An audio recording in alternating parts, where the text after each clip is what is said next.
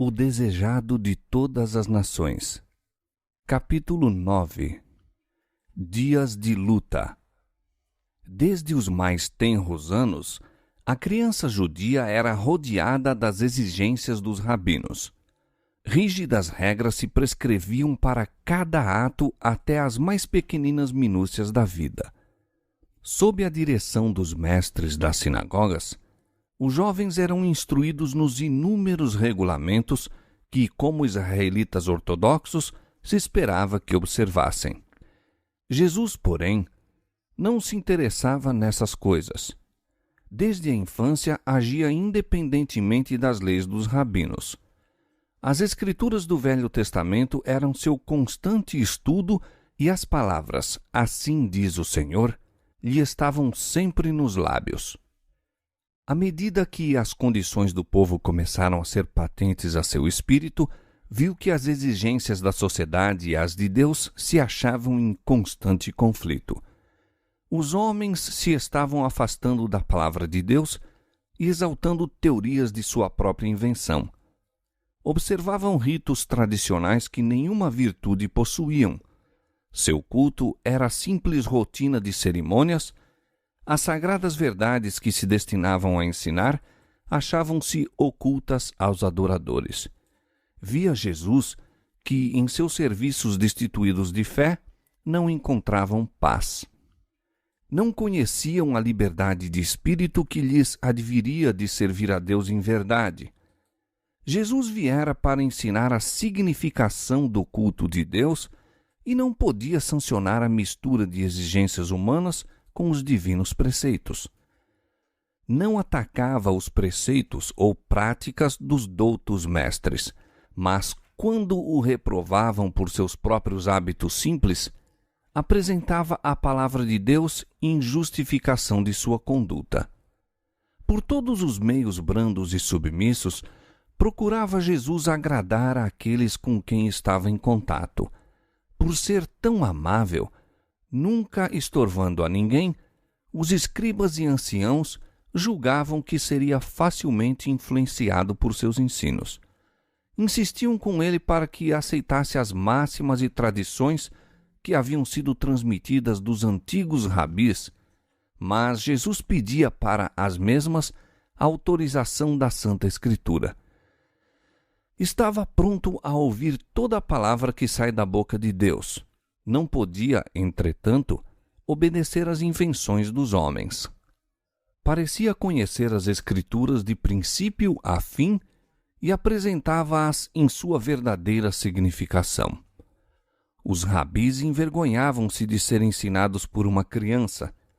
Pretendiam ser seu ofício explicar as Escrituras e a ele competia aceitar-lhes as interpretações. Indignavam-se de que se pusesse em oposição à palavra deles. Sabiam os rabinos que nenhuma autoridade se podia encontrar nas Escrituras para suas tradições. Compreendiam que, em entendimento espiritual, Jesus se achava muito além deles. Zangavam-se, no entanto, porque não lhes obedecia aos ditames. Não podendo convencê-lo, buscaram José e Maria expondo-lhes sua atitude de insubmissão. Assim sofreu ele repreensão e censura. Desde muito tenra idade, começara Jesus a agir por si na formação de seu caráter e nem mesmo o respeito e amor aos pais o podiam desviar de obedecer à palavra de Deus. Está escrito, era sua razão para cada ato que destoasse dos costumes domésticos. A influência dos rabinos, porém, tornou-lhe amarga a vida. Mesmo na mocidade, teve que aprender a dura lição do silêncio e da paciência no sofrimento. Seus irmãos, como eram chamados os filhos de José, tomavam o lado dos rabinos. Insistiam em que a tradição deveria ser atendida como se fossem ordens divinas. Consideravam até os preceitos dos homens como mais altos que a palavra de Deus e ficavam sobremaneira aborrecidos com a clara penetração de Jesus em distinguir entre o falso e o verdadeiro. Sua estrita obediência à lei de Deus condenavam como obstinação. Ficavam surpreendidos do conhecimento e sabedoria que revelava em suas respostas aos rabis. Sabiam que não receberam instruções dos sábios e, no entanto, não podiam deixar de ver que era para eles um instrutor. Reconheciam que sua educação era de mais alta ordem que a deles próprios. Não discerniam, entretanto, que havia tido acesso à árvore da vida, fonte de saber para eles desconhecida. Cristo não tinha espírito de exclusivismo e escandalizara especialmente os fariseus por se afastar a esse respeito de seus rígidos regulamentos. Encontrara os domínios da religião cercados de alta muralha de exclusivismo como assunto demasiado santo para a vida diária. Esses muros de divisão, ele os derribou. Em seu trato com os homens, não indagava: qual é seu credo? A que igreja pertence? Exercia seu poder de beneficiar em favor todos os que necessitassem de auxílio. Em lugar de fechar-se numa cela de eremita a fim de mostrar seu caráter celestial, trabalhava fervorosamente pela humanidade. Incutia o princípio de não consistir a religião bíblica em mortificações corporais. Ensinava que a religião pura e incontaminada não se deve manifestar apenas em determinados tempos e ocasiões especiais. Em todos os tempos e lugares, demonstrava amorável interesse pelos homens, irradiando em torno a luz de uma animosa piedade. Tudo isso era uma censura aos fariseus. Mostrava que a religião não consiste em egoísmo e que sua mórbida dedicação ao interesse pessoal estava longe de ser verdadeira piedade. Isso despertara a inimizade deles para com Jesus, de modo a buscarem forçá-lo e conformar-se com seus regulamentos. Jesus trabalhava para aliviar todo o caso de sofrimento que via. Pouco dinheiro tinha para dar, mas privava-se muitas vezes de alimento a fim de minorar a necessidade dos que pareciam mais carecidos que ele. Seus irmãos sentiam que sua influência ia longe em anular a deles.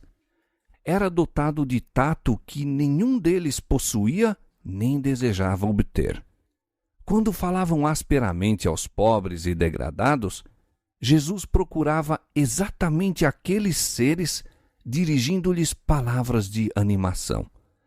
Aos que estavam em necessidade, oferecia um copo de água fria e punha-lhes no regaço sua própria refeição.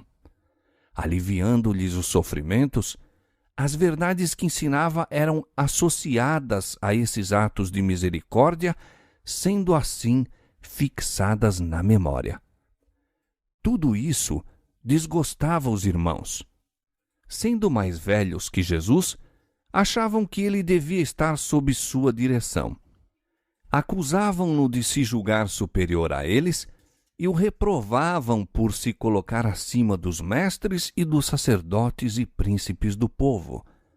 Muitas vezes o ameaçavam e procuravam intimidá-lo, mas ele seguia avante tomando por guia as Escrituras. Jesus amava seus irmãos e os tratava com incansável bondade, mas eles tinham-lhe ciúmes, manifestando a mais decidida incredulidade e desdém. Não lhe podiam entender o procedimento. Grandes eram as contradições que se manifestavam em Jesus. Filho de Deus, era, no entanto, impotente criança. Criador dos mundos, a terra era possessão sua, e, todavia, cada passo de sua existência foi assinalado pela pobreza. Possuía dignidade e individualidade inteiramente isentas de orgulho terreno ou presunção. Não lutava por grandeza mundana e achava-se contente até na mais humilde posição. Isso irritava os irmãos. Não podiam explicar sua constante serenidade sob provação e privações. Não sabiam que, por amor a nós, se tornara pobre para que, pela sua pobreza, enriquecêssemos. 2 Coríntios 8, 9. Não compreendiam melhor o mistério de sua missão do que os amigos de José entendiam sua humilhação e sofrimentos. Jesus era mal compreendido dos irmãos em virtude de não se assemelhar a eles. Sua norma não era a deles. Olhando aos homens, via-os afastados de Deus sem o poder divino em sua vida. As formas de religião que observavam não lhes podiam transformar o caráter. Dizimavam a hortelã, o endro e o cominho, mas omitiam o mais importante da lei, o juízo, a misericórdia e a fé. Mateus 23, 23. O exemplo de Jesus era-lhes contínua irritação. Não aborrecia a ele senão uma coisa no mundo, e isso era o pecado. Não podia testemunhar uma ação injusta sem uma dor que lhe não era possível disfarçar. Entre os formalistas, cuja aparência de santidade ocultava o amor do pecado, e um caráter em que o zelo da glória de Deus constituía a suprema preocupação, era flagrante o contraste. Como a vida de Jesus condenasse o mal, encontrava ele oposição tanto em casa como fora. Sua abnegação e integridade eram comentadas zombeteiramente. Sua paciência e bondade classificavam-nas como covardia. Da amargura que cabe em sorte à humanidade, não houve quinhão que Jesus não provasse. Não faltou quem procurasse lançar sobre ele desprezo por causa de seu nascimento, e mesmo na infância teve de enfrentar olhares desdenhosos e ruins murmurações. Houvesse respondido com uma palavra ou olhar impaciente, houvesse cedido aos irmãos em um único ato errado que fosse, e teria fracassado em ser exemplo perfeito. Tivesse admitido haver uma desculpa para o pecado, e Satanás triunfaria, ficando o mundo perdido. Foi por isso que o tentador trabalhou para tornar-lhe a vida o mais probante possível, a fim de que fosse levado a pecar. Para cada tentação, porém, tinha uma única resposta: está escrito. Raramente censurava qualquer mau procedimento dos irmãos, mas tinha uma palavra de Deus para lhes dirigir. Era frequentemente acusado de covardia por negar-se a unir-se-lhes em algum ato proibido. Sua resposta, no entanto, era: está escrito, o temor do Senhor é a sabedoria, e o apartar-se do mal é a inteligência. Jó 28, 28. Alguns haviam que o buscavam, sentindo-se em paz em sua presença. Muitos, no entanto, o evitavam, pois se sentiam reprovados por sua vida imaculada. Os jovens companheiros insistiam em que fizesse como eles. Jesus era inteligente e animoso. Gostavam de sua companhia e aceitavam-lhe as prontas sugestões. Mas impacientavam-se com seus escrúpulos e declaravam-no estrito e rígido. Jesus respondia: está escrito, como purificará o mancebo o seu caminho? Observando-o conforme a tua palavra. Escondi a tua palavra no meu coração, para eu não pecar contra ti. Salmo 119, verso 11. Perguntavam-lhe muitas vezes: por que te aplicas a ser tão singular, tão diferente de todos nós? Está escrito, dizia ele, bem-aventurados os que trilham caminhos retos e andam na lei do Senhor. Bem-aventurados os que guardam os seus testemunhos e o buscam de todo o coração, e não praticam iniquidade, mas andam em seus caminhos.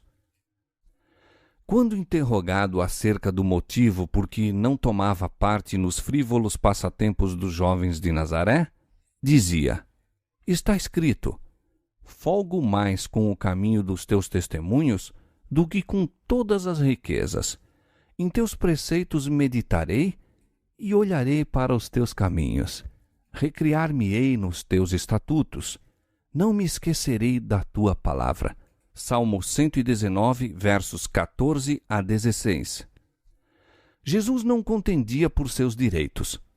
Muitas vezes, por ser voluntário e não se queixar, seu trabalho era tornado desnecessariamente penoso. No entanto, não fracassava nem ficava desanimado. Vivia acima dessas dificuldades como a luz da face de Deus.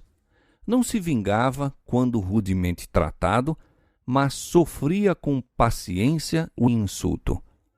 Repetidamente lhe era perguntado: por que te submetes a tão maligno tratamento até de teus irmãos? Está escrito, dizia: Filho meu, não te esqueças da minha lei e o teu coração guarde os meus mandamentos, porque eles aumentarão os teus dias e te acrescentarão anos de vida e paz. Não te desamparem a benignidade e a fidelidade. Ata-as ao teu pescoço, escreve-as na tábua do teu coração, e acharás graça e bom entendimento aos olhos de Deus e dos homens. Provérbios capítulo 3, versos 1 a 4. Desde a ocasião em que os pais de Jesus o acharam no templo, seu modo de agir foi para eles mistério. Ele não entrava em discussão, todavia o exemplo que dava era uma lição constante. Parecia como pessoa separada. Sua felicidade encontrava-se nas horas em que estava a sós com Deus e a natureza.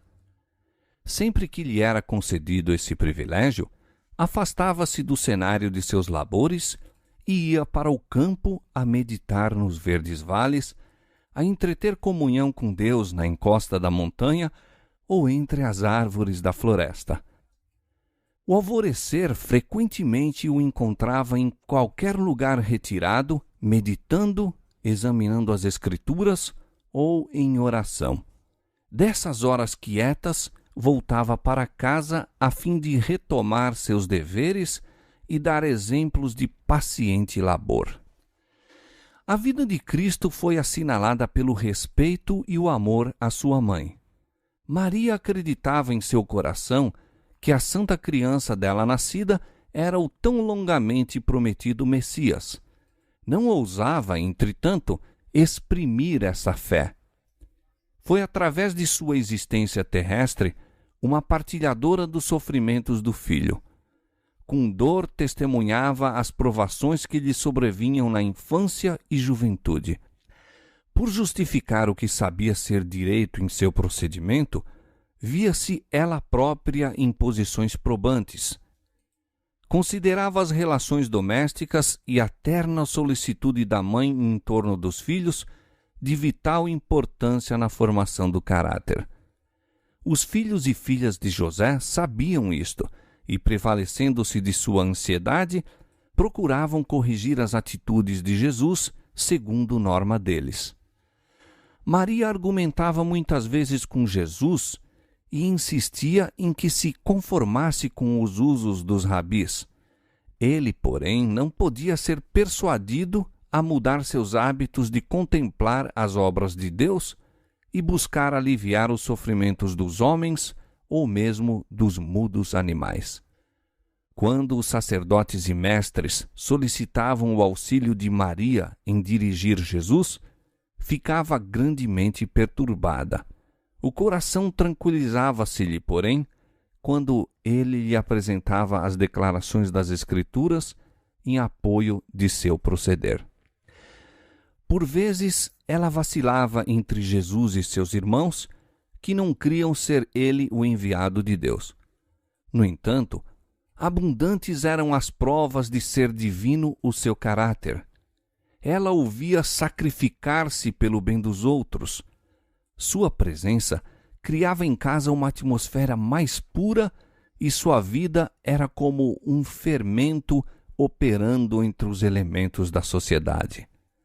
Inocente e incontaminado, andava ele entre os irrefletidos, os rudes, os descorteses, entre os injustos publicanos, os negligentes pródigos, os iníquos samaritanos, os soldados pagãos, os rústicos camponeses e a multidão mista.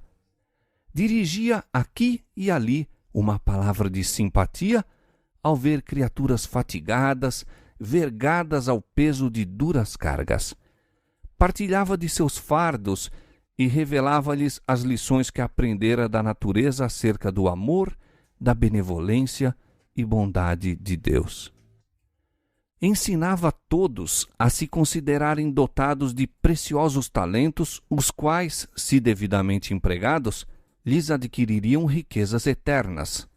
Extirpava da vida toda a vaidade, ensinando também pelo próprio exemplo que cada momento de tempo se acha carregado de resultados eternos, que deve ser apreciado como um tesouro e empregado para fins santos. Não considerava ninguém indigno, mas buscava aplicar a toda a alma o remédio salvador. Em qualquer companhia que se encontrasse, apresentava uma lição adequada ao tempo e às circunstâncias. Buscava inspirar a esperança nos mais ásperos e menos prometedores, dando-lhes a certeza de que se podiam tornar irrepreensíveis e inocentes, adquirindo caráter que demonstraria serem eles filhos de Deus. Encontrava frequentemente pessoas que haviam flutuado à mercê de Satanás e não possuíam forças para romper-lhe as malhas. A essas almas, desanimadas, enfermas, tentadas e caídas, Jesus costumava dirigir palavras da mais terna compaixão, palavras cuja necessidade era sentida e que podiam ser apreciadas. Outros deparava ele que se achavam empenhados em renhida luta contra o adversário das almas.